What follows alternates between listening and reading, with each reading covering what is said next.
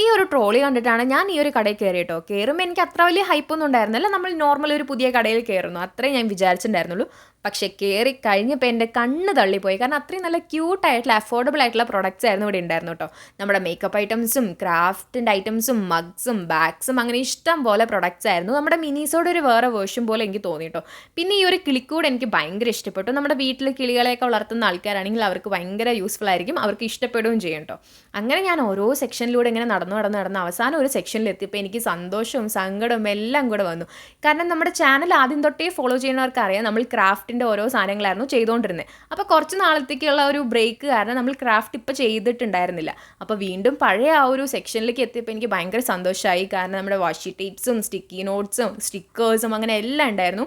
എനിക്ക് ഭയങ്കര സന്തോഷമായിട്ടോ. പിന്നെ അതുപോലെ തന്നെ വിൻറ്റേജ് ജേർണൽ ചെയ്യുന്നവർക്കാണെങ്കിൽ അതിനനുസരിച്ചുള്ളൊരു ഡയറിയും അങ്ങനെ എല്ലാം ഉണ്ടായിരുന്നു. ഞാനും കുറച്ച് സാധനങ്ങൾ ഇവിടുന്ന് വാങ്ങിച്ചു.